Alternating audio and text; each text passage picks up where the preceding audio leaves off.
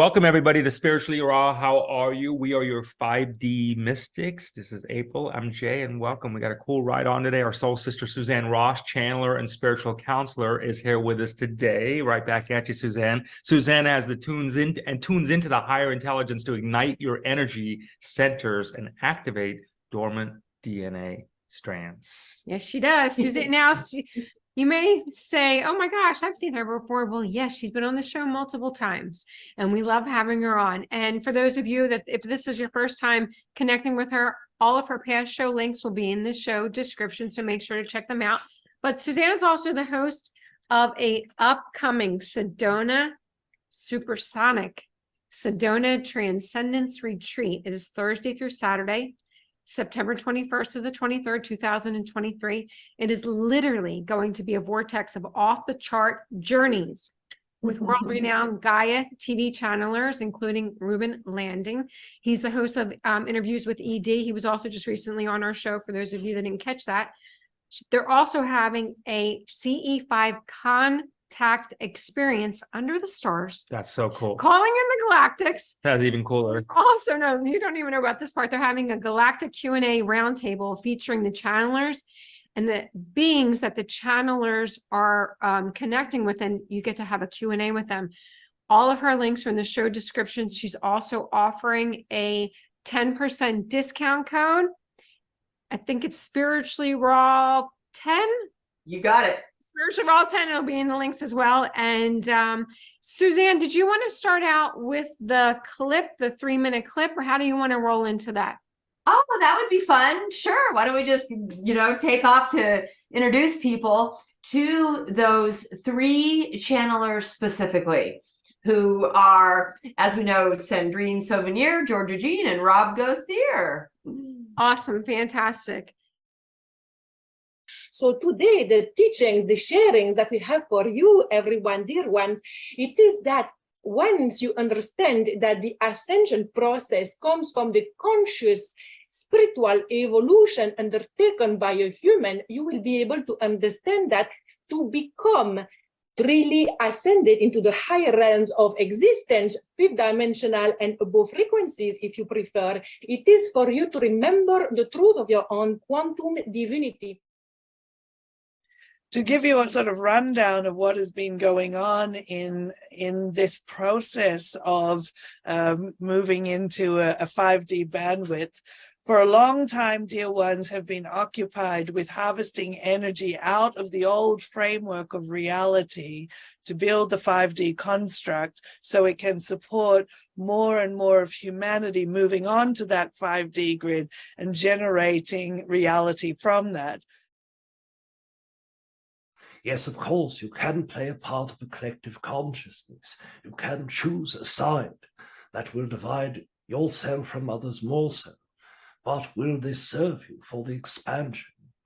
This is why the Earth collective consciousness is going through hardships and the energetic shifts of hardship itself, that the collective has not desired to come together.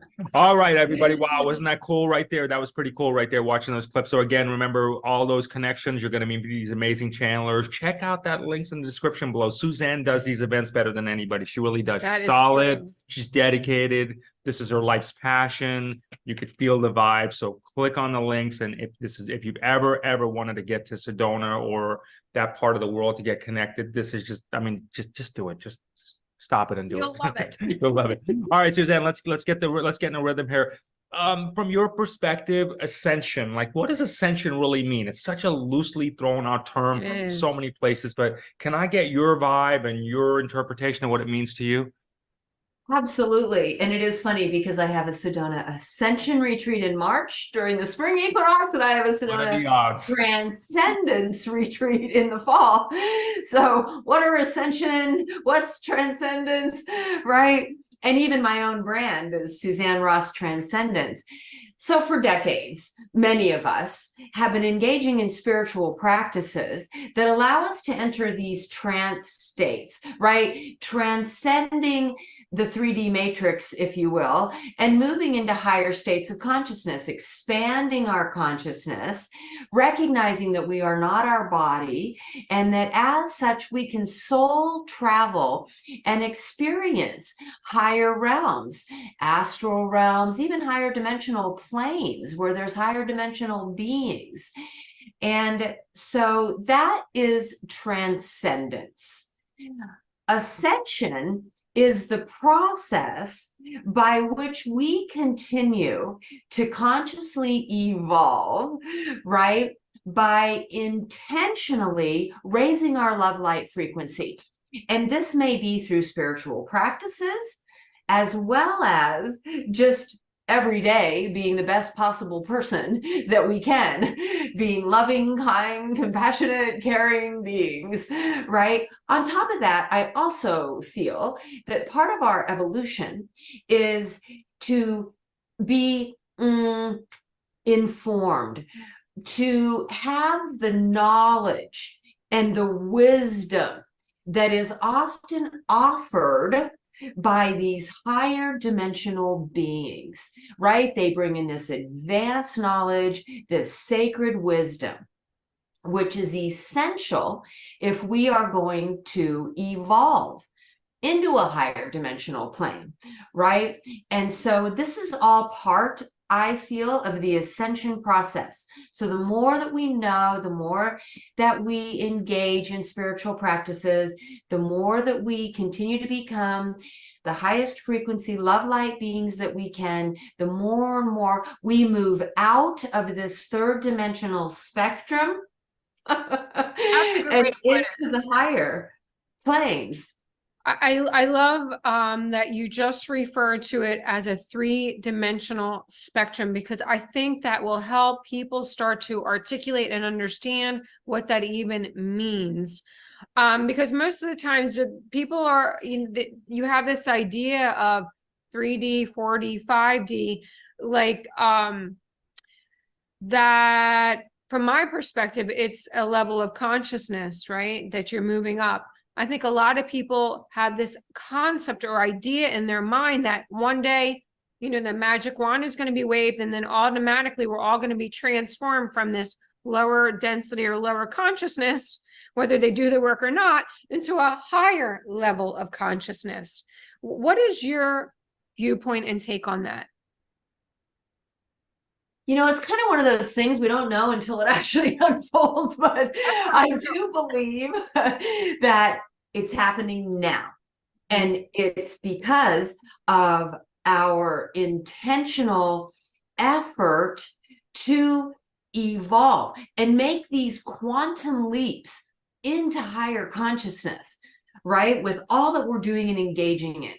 And that is what's required during a time of a golden age, which I believe that we are in. And while we are getting assistance from the galactics, also these solar flares carrying these supercharged encoded photons, right, raising the Schumann resonance, I believe that souls come to a point on their evolutionary journey when they are done learning through separation and suffering. I often talk about this being a virtual reality game because in a sense it is. And we could call this level 3, right? And we've gone around and around and around the wheel. I believe it's a 26,000 year game with 13,000 years on an ascending arc and 13,000 years on a descending arc, right? And then you come to a point where game over, and you can then take the next level of the game, right? You can play the next level of the game. Or you didn't master the game and you have to play the game again, right? So I don't know, sometimes that analogy kind of helps people get it. I do believe our eternal soul or source self, if you will, is the master gamer behind the scenes, playing these virtual space-time reality games with all of its avatars dispersed throughout many timelines and dimensions. Now, here we are as the avatars with free will choice, whether we want to consciously evolve or de-evolve or whatever choices we make in our lives that lead us on different paths, right? But when we do level up, when we do master the game, the master gamer, our eternal soul, rejoices, right? Because what's the goal of playing any virtual reality game but to level up to the next level of the game, right? Do you think that we are, all source in an essence, just really saying, let's entertain ourselves and let's just go through this and really, like, you know, kind of using your analogy of the game. I mean, do you really think that we could serve ourselves better and progress through life better if we do treat it as like, hey, this is a game, we're just on for a ride, let's entertain the hell out of ourselves and do it that way? Do you think that's more of a healthier way to look at it? Well, I love the joy frequency of it all, right? Let's have fun. And let's, you know, this is, I think it's far beyond a way of entertaining ourselves, though, right? And I think, you know, there's a much deeper meaning and purpose behind the master gamers playing these games with their, you know, avatars. The, you know, point is to be on this journey of self-discovery, the one great self, to know thyself, right?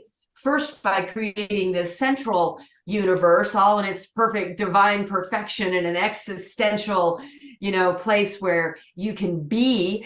But I believe that the beings, the eternal souls in this existential reality, had a desire to know thyself in a different way. And as such, collectively projected a mental hologram of space-time in which they could know thyself through experiencing and doing. So this, you know, into these timelines and dimensions, these source selves project their holographic fractals, right? As a way to know thyself. So I think it's this ongoing journey of self-discovery, and you get the opportunity through these avatars to discover yourself through many different lenses in all of these different roles that you're playing, whether it's a criminal or a saint, right? Whatever role you've come to play, it's an opportunity to know thyself. I think the soul is dropped into the most dense plane, which may be the third incarnational first plane of incarnational experience. And then the soul goes on an ascension journey back up into the infinite light, and the soul may choose then to drop down again into the denser realities, then to return home. It's called an alpha and omega journey, and there's many different soul fractals taking that journey, right? Absolutely. Okay, so we covered the transcendence, and we covered ascension. What about resurrection? How does that play into everything? And from your perspective, the second coming of Christ, or the resurrection of Christ, was it a physical resurrection? So I feel that the way it's described in the Bible and in different biblical documentaries, right, that his soul ascended, right? And then he was able to materialize post-mortem to his disciples. Now, you know, some people do believe that he may not have died on the cross after all, right? So, you know, there's many different stories, and we weren't there. We don't actually know the truth of what happened, but I do believe there's two types of resurrection that are possible. I do believe that a person can drop their body and there's, you know, they have a resurrection of the soul that moves into the higher planes, right? However, I do believe it is also possible to have an experience of resurrection while in the physical body under certain circumstances at particular times. And I think in a golden age is a perfect example of a time where we have the opportunity to literally transform our biophotonic beings into more of a crystalline light body, so that we can then resonate with that fifth dimensional spectrum, which would be the new earth reality, right? This 5D we call it a new earth, but you know, in the truth of the eternal now, this 5D earth plane exists. We just have to come into resonance with it in order to experience it, right? And so in a sense, together we can be co-creating it because we're all increasing our resonance so we can resonate with that 5D experience. And for us, it's a new, right? But I do believe during a time of a golden age, and I've done like all kinds of scientific research because I'm very much into the science and how it can support these ideas of a crystalline light body. And there's a lot of scientific evidence that shows that material crystallizes under certain conditions. And one of them is when materials drop to a point of freezing, which is a certain temperature where suddenly all of the molecules come into a state of coherence and the material crystallizes. Okay, this has been shown in the human body to be attaining that perfect state of stillness. And in that perfect state of stillness, the molecules can all come to a state of coherence where the material crystallizes.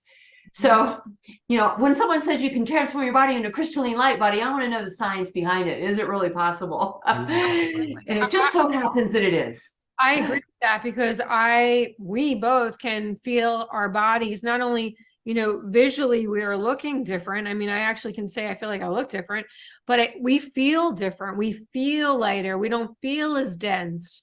And, you know, that's certainly what I attribute it to. I feel like the body is leaving this very carbon-based, heavy, dense clump, right? And it's becoming lighter and more airy and just, it feels, the vibration of it feels, and the frequency feels much we're lighter. opening up more. Yeah. Before I get to my next question, you know, people watching right now, you are, as you're talking, you're tapping into something, and I know I probably asked you this before. Can you tell us, when you go to where you go to when we're talking right now, where do you go to? Are you actually connecting with something? Is it your higher consciousness as you're talking to us?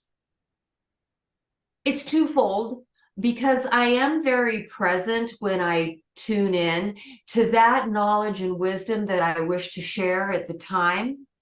Mhm. Also, I have acquired a certain amount of knowledge and wisdom that I am drawing upon. So I feel that at all times when I am sharing, I am communicating with my higher self, who is bringing in that which is meant to be shared at the time, which enhances that which I already know, that knowledge and wisdom which I have already acquired as a physical being here on this earth plane, right? And so it sort of becomes twofold. And so sometimes when I'm closing my eyes, I'm remembering that which I have already discovered, and also I'm tapping in and tuning in to see if there is knowledge and wisdom from my higher self that may want to come in to enhance that for the audience at this time. Just for people watching, because it's so fascinating how this rolls, and I think people can learn a lot from your wisdom here. When you are actually making the movements, right, when you're doing that, are you actually activating the higher self at that point in time? Is that actually a trigger that activates? So when people do that, should they be looking at actually Bringing it in, moving it forward, calling it in? You know, you see where I'm going with this. I do, and there's definitely an energetic. Okay, so I feel like, you know, I'm working with energy when I have these certain hand movements, and it's really not voluntary. It's something that my hands just do, you know, but I definitely am using my hands to draw upon the energy coming in to sort of tap into the energy around me. You know, I mean, everything is consciousness, right? So here we are in this malleable field of consciousness. We're vibrating as conscious beings within a field of quantum consciousness, right? So it being all consciousness. It's almost like you can pull that consciousness in. You can pull that consciousness down, right? And so I'm doing that too. Start doing that Because I can feel it when I you was do about to say that. I can feel Like it when too. you do that, I can Yeah, feel the it. I can energy of feel it. the energy. It's like so Mhm. deliberate. You know what I mean? It's like boom. Mhm. Get your ass over here. I love it. I love it. All right. So Talking about that though, I do want to tag on that because you're having a CE contact with the galactics and you're literally drawing them, you're calling them in. How do you actually do that? How do you actually, because you are pretty darn confident that that you're going to have this moment of where you're calling the galactics in and you're expecting them to show up, right? So how does that actually happen? How do you do So that? I think it starts with an intention. And I do believe that our galactic brothers and sisters are totally telepathic. And so they are tuned in to our desire for communion with them, right? So for instance, when I had the missing time experience here off my back deck, there were 3 of us. We held hands, we set an intention, we called upon the Arcturians to make themselves present, expressing our desire to connect with them. Because I think it's like galactic law that they can't violate the free will of anyone. So if there are beings that do not wish to see that they cannot violate that. So they may not come in without permission. So I think it's important to set the intention first. Once we set the intention and we went out on my back deck, boom, we had this full-blown missing time experience. So with these CE5 contact experiences, now I want to preface by saying Reuben Langdon and Rob Gauthier and Lital Cohen will be leading this along with Sedona's best UFO guide, I feel, which is John Polk. And he has an uncanny ability to call in the ships and to communicate with the galactics on board. So, you know, between this group of people, it's very likely that there will be contact because of the series of practices, processes they engage in to call them in. But yes, I do think it starts with just setting that intention, giving them permission, expressing the desire. And then what they do is Lital Cohen brings a gong, sound bowls, you know, to create this really high resonance of sound, really raising the frequency, right? And so everybody's feeling that. Right? Everybody gets into that space. And then Reuben guides a series of breathing practices. There may be chanting involved. And then the reason of bringing Rob Gauthier, the ET whisperer, and other channelers who might come is they have the ability to directly communicate with these extraterrestrial beings, right? And so with that combination, it is very likely that direct contact will be made. I know. Remember, Celestine Starr used to always be able to do that as well, to call in the galactics when you at will. Can you help us to understand and I know these teams, you know, we always just run there and go there, but I'd like to hear from your perspective, our relationship with the Galactic Soul sisters and brothers out there. What are they really, you know, who are they to us? If you can help us give a perspective of that. Are they above us? Are they just different than us? Are they our creators of sorts? You know, who are they really in relationship to us? I mean, I know there's so many different interpretations of that one also. Well, there's a sense of oneness with all living things and beings, right? So we're all interconnected in this neural network of the one great mind, of the one great self, right? So just kind of starting with that idea that we're all interconnected through this neural network. And also there may very well be some ancestral DNA.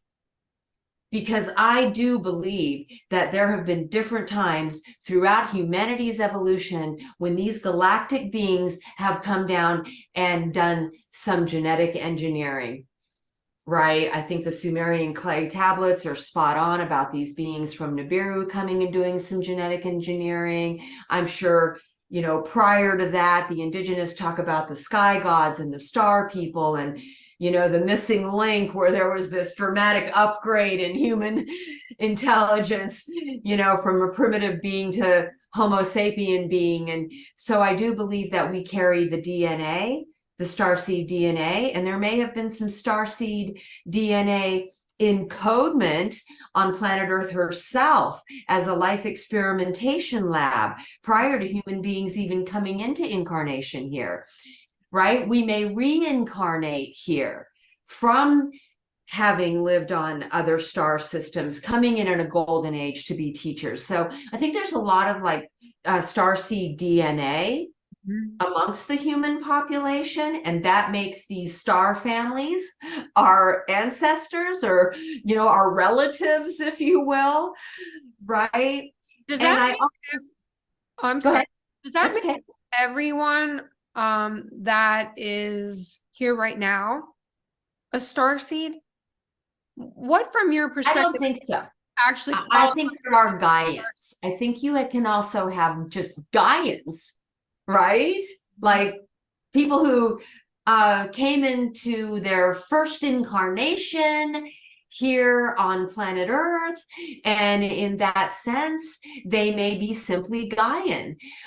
In one of my favorite books, the Urantia book, which you may be very well familiar with, you know, this heavily, you know, this big giant book of channeled material that came through these higher intelligent beings, saying that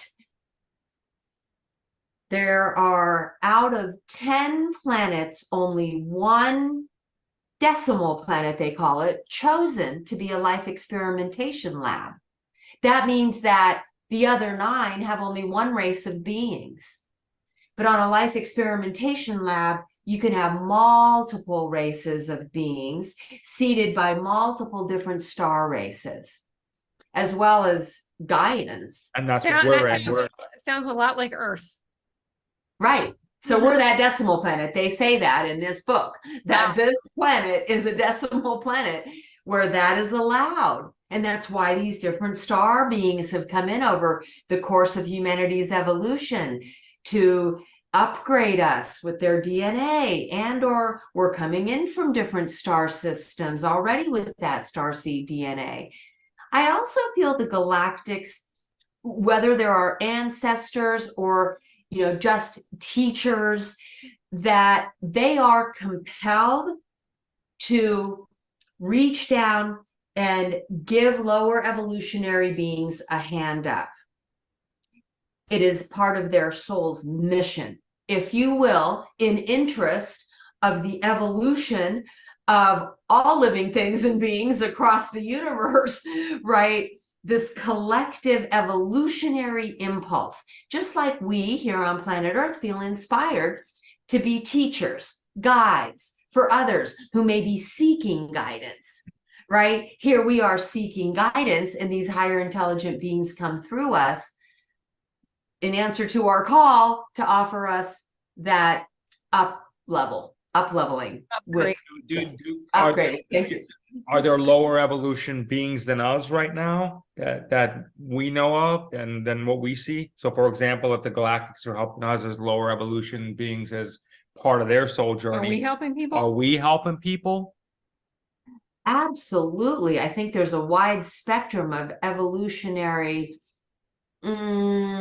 status, if you will. I'm not really liking that word, but you know, people are in different stages of their evolutionary development, right? Souls may have newly come to a third dimensional experience, right?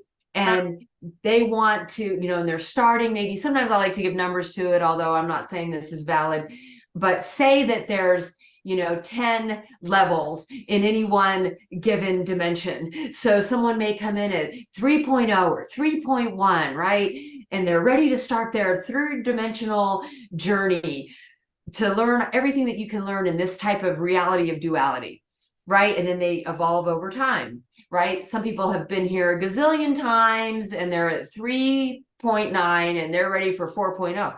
I think we can be any range of, 3.0 to 5 something here and still be in this space-time matrix, right? Because look, we know there's people like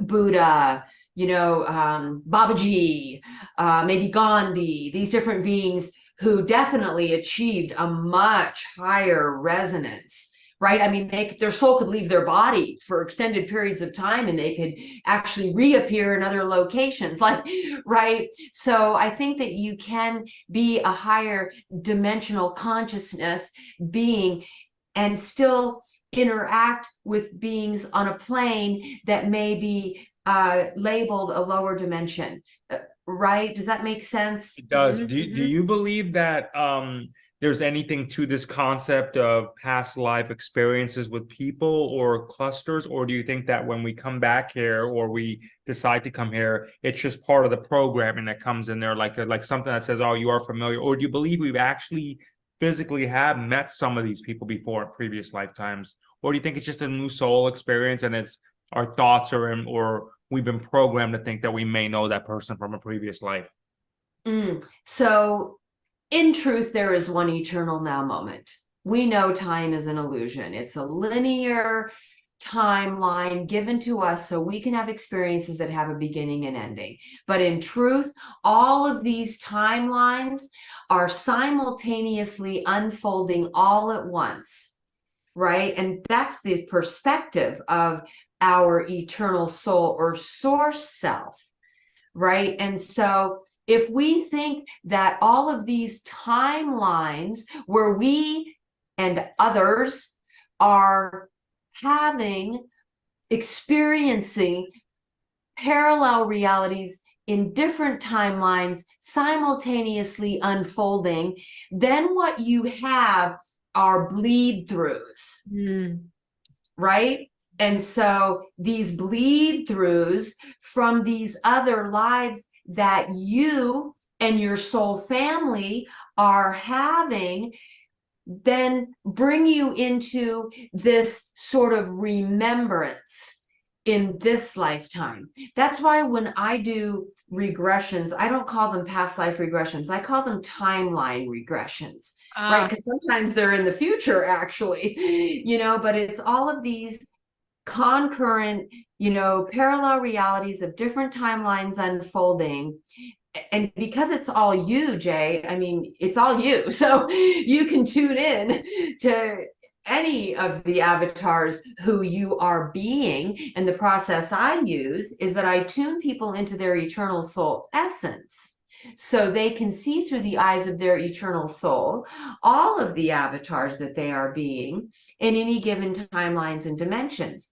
And with the eternal soul guiding the experience, the eternal soul has the higher perspective of what soul reunions would be mutually beneficial for both souls at that time, right? That's some pretty crazy stuff right there. That is some really awesome. Crazy, awesome stuff right there. I love that. Right. A lot of people may have to pause that one and go back and digest. Okay, so let me Hold on, I got one. Let me Okay, go on. so how many? Well, my turn. You have to wait a second. How many?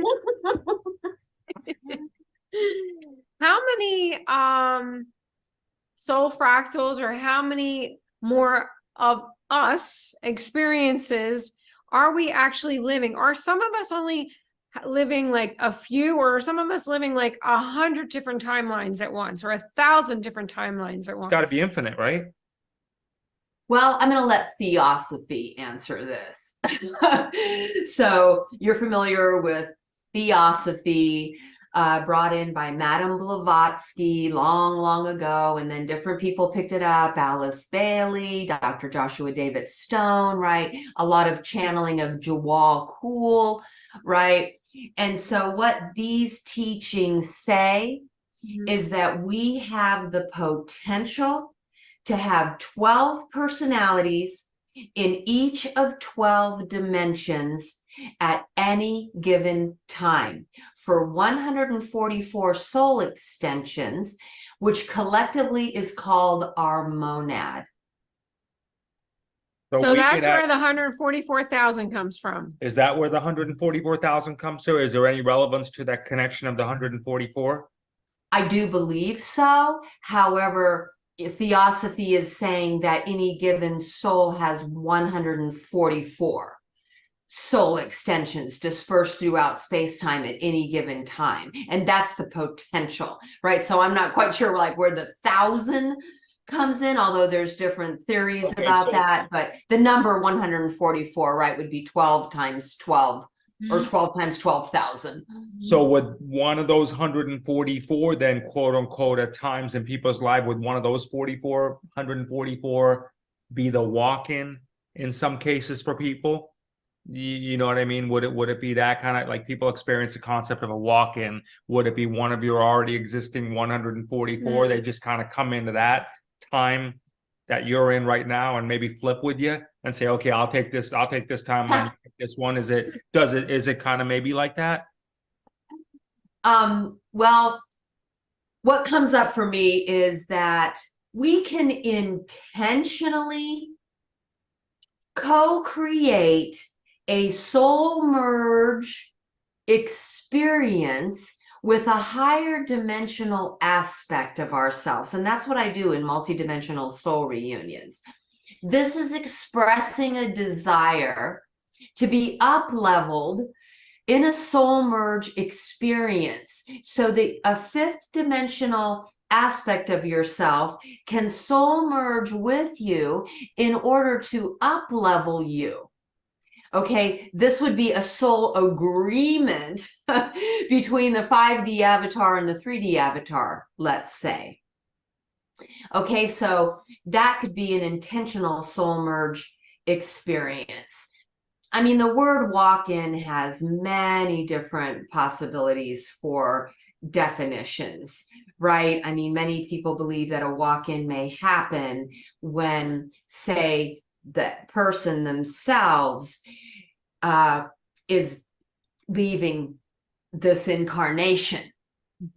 And another soul aspect that's been wanting to come in may say, oh, okay, you know, that personality is passing, but that body is inhabitable, and so I am going to walk in. Right? So they'll just grab it. Right. And so then they can inhabit that body. For myself, I truly believe back in December of 1995 that my higher self walked in when I had an experience on the mountaintop in the desert. I was, you know, throwing my hands up to the sky and surrendering to source. And in that moment, I felt as if I was surrounded by this bright white light, right? I was given this powerful message that I would become a healer in the desert. I was spontaneously healed from multiple illnesses in a moment, and I was aligned with my true calling as a healer, which I had no experience in, right? I was given this message that I would become a healer in the desert. And I believe in that moment. And then I had a hypnotic regression with this gal, Lori. Her last name's not coming to me at the moment, but she's very well known for doing hypnotic regressions, Lori McDonald. And in this hypnotic regression, we were shown how two people surfaced from the inner earth and had a woman in between them who looked just like me. And they asked if she could walk into me. And I said yes. And she walked into me, turned around, and looked out. And that really explained how I was aligned with my higher self, my true calling, and healed spontaneously. Why do you think that happened to you at that moment? Why at that time? I was in a great deal of suffering at the time. I was having anxiety attacks. My hair was falling out in clumps. I had a variety of different physical ailments. And I was very misaligned with my true calling. as an executive on the East Coast. And when I came to the desert of Southern California, I had this experience of being called to that mountaintop. And I just surrendered to whatever higher source there may be in a state of misery. And the call was answered. And I feel that, you know, it was deemed like the appropriate time for a soul merge experience in order so that I could like fulfill my soul's mission, right? So I was gifted with this walk-in of my higher self in order so that I could, you know, awaken to the light, align with my true calling, and fulfill my soul's mission. Is that like kind of like where your soul was there and it's almost like, hey, take me back, I changed my mind kind of thing like that? I want to get out. And is that part of your soul was like they came in and they're like, oh, I don't want to be here anymore. So they're kind of banging, which is causing, you know, banging, I guess, in your shell, your physical shell, which causing is the anxiety, causing the stress, causing the havoc. And it's like literally they're just trying to shake out of this physical embodiment of what they're trapped in. Is that do you think what could be happening is the soul feels like they made a mistake and saying, I wasn't ready for this yet? I'm not really understanding your question, Jay. And I don't know that the third dimensional, like the 3D personality leaves. I think the 5D higher self can merge with the third dimensional self to become one being where you retain all of the 3D memories, right? Those memories may be stored in your cells, but what's important is that the 5D self walking in will retain all of the memories and the identity of the personality they're walking into.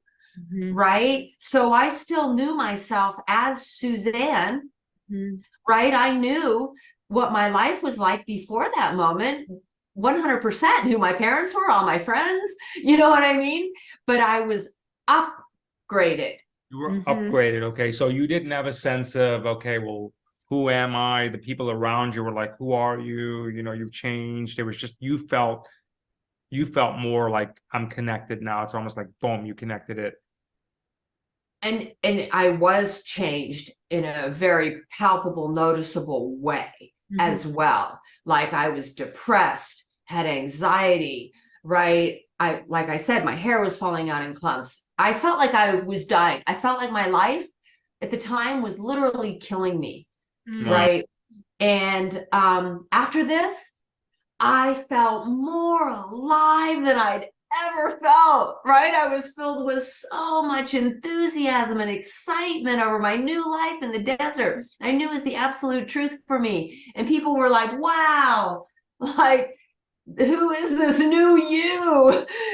You know, and like I said in my story before, like I went right down to a 5-star resort, applied for a job in health and wellness, and was hired on the spot. And they asked if I could start in 2 weeks, and I said yes.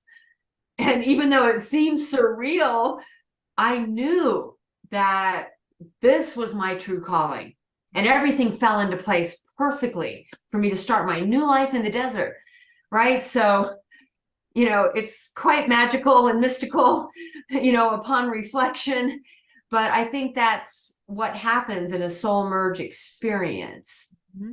So tell us, what can people expect at your Supersonic Transcendence Retreat? Supersonic. I like to use that word too. I use that word quite a bit. It's supersonic. Yeah. So because I do the large conference in March, I still want to be able to do a smaller, more intimate retreat experience for people. It's really a calling from the heart to be able to have that one-on-one attention, to have those small group breakouts, right? Where we have a maximum of 4 groups of 30 that can be involved intimately in these workshop experiences, in these out on the land experiences, where there is where there are several guides facilitating these different experiences based upon their areas of expertise. Right. And so in the large conference, we have over 500 people, and it's great. You can still, watch these keynote speakers who are amazing. And I still have workshops and journeys there. But for the smaller, more intimate retreat, we only have a maximum of 120 people, and it's very much Q&A. There's a lot of time for sharing. So there's a lot of audience participation. And, even in this, with the smaller group, the meditation is really powerful because people feel much more connected in a collective vibration where we're all raising our vibration together intentionally. There's sound journey performances. We're having a shamanic guided journey one night, a galactic guided journey another night, indoors, while the outdoor CE5 experience is going on, because only 30 people at a time can do that as well. So lots of different options for cool stuff to engage in. But it's very much an immersion. So I call it an immersion retreat, where once we get underway, you are fully immersed in these very high vibrational experiences, feeling very connected with the community.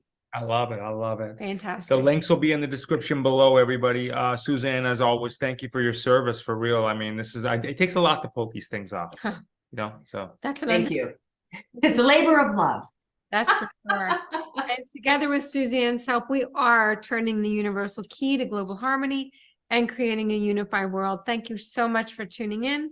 And remember, tune in often, tell all your friends, and most importantly, click on the Spiritually Raw 10 discount code and get to the retreat. You will love it. The supersonic retreat.